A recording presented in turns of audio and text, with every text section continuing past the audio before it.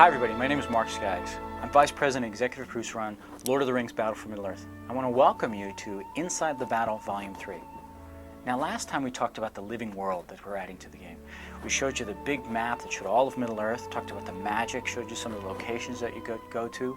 This time we're going to focus down a bit. We're going to talk about individual units, the inhabitants of Middle-earth, and about their AI. When we talk about artificial intelligence in Battle for Middle-earth, what it really boils down to is the actions, the reactions, and the emotions of the inhabitants of the game world.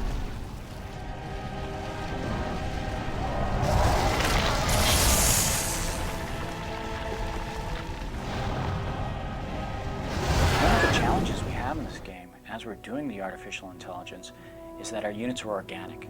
That's a lot different from previous games we've done, like Command and Conquer Generals. Let me give you specifics. So in Command and Conquer Generals, you have a tank, and it rolls up on a battlefield and it shoots a shell. It's pretty straightforward. The AI is very direct. Roll up, shoot the shell, there's your attack. But now when we go into a world like Battle for Middle-earth and the creatures are organic, and they have emotions and they move and they have to move right, it adds a whole new level of complexity.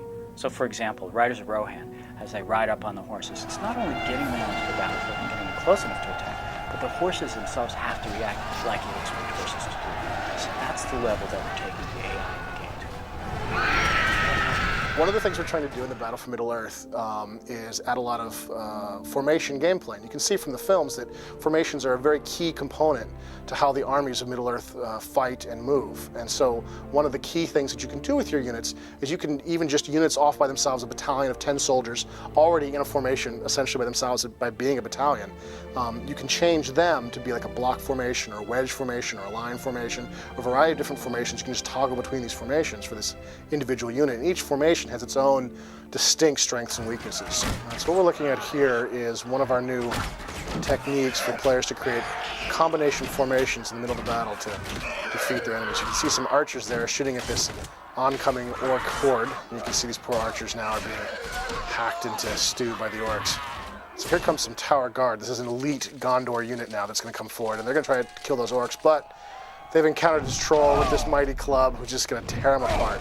Tower guard, not very effective against the troll, but now we can see Gondor's got a new trick. They just made a combo formation there. They've got the archers in the middle, they've got the tower guard on the outside, and you see when the troll approaches, he gets mowed down by the archers. And now as the orcs approach and attempt to crush that formation, the tower guard breaks the formation and attacks, defeating their enemies there. There's, of course, lots and lots of different combinations in the game. You can combine all kinds of different units together to create some kind of unique and custom formations that will really make a difference on your tactics and how the game plays. And we're kind of hoping that players will discover lots of new combination formations as they play through the game and really get a chance to experience some new gameplay as they discover these unique formations across the game. Next thing I want to talk about is a specialty work we're doing with the Felbeast. You guys remember the flying dragon-like creatures from the films? So some of the challenges for us in this one is the height and scale of the world. You've seen Minas Tirith before and how high that is. It's like 20 times higher than anything we've done in any other game. So as we're moving the Felbeast through the environment, we've had to create a new 3D pathfinding system. This one tells it where to go, how to avoid the buildings, how to avoid trees, how to avoid other creatures flying in the air.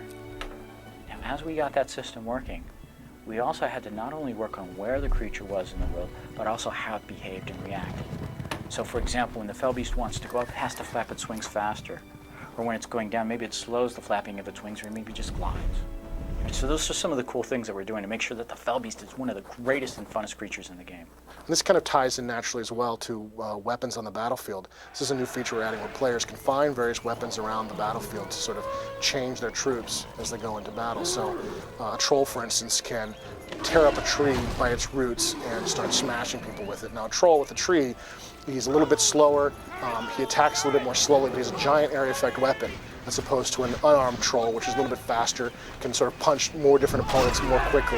And so it's sort of up to the player, which kind of troll would I like to have right now? And of course, can I find a tree to do this with? And other things that trolls can do along this lines, and Ents as well, and we can see this in our video here, the Ents can tear rocks out of buildings and throw them at their enemies.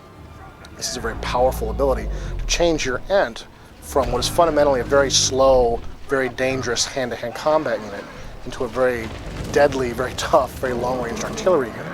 Because this is a very different unit all of a sudden if this Ent is ripping rocks out of a tower, if he's tearing rocks up from the ground and throwing them at his enemies. This is a very different unit than the one you had a moment before. And so you've got to kind of decide, how do I want to use this unit today? What's appropriate? And of course, more importantly, I guess, for weapons of the battlefield is, can I find the right weapon? Is a rock pile handy? Is a tower handy? Can I get a hold of a tree to use it as a club?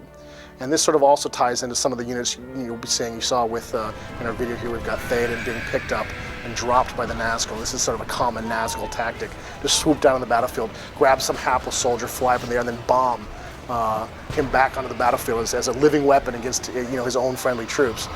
Eagles will be able to do this kind of thing as well, and as you'll be able to see later, these kinds of flying troops will be able to attack buildings and knock debris down onto the troops below, perhaps wounding them or even killing them. So the direction that you make your attacks from will sort of determine the direction the damage is being come from. But of course, where the enemy archers are positioned may make a real difference about where you want to approach this city or this target from. And so, sort of these, how the environment interacts, which have a real significant impact on the tactics and strategies that you'll face in the battle for Middle-earth. So there you go, everybody. That's Inside the Battle Volume 3. I want to thank everybody for watching. And I want to remind you also, don't forget to check out our E3 demo that we've released to the net. And I'll see you guys next time.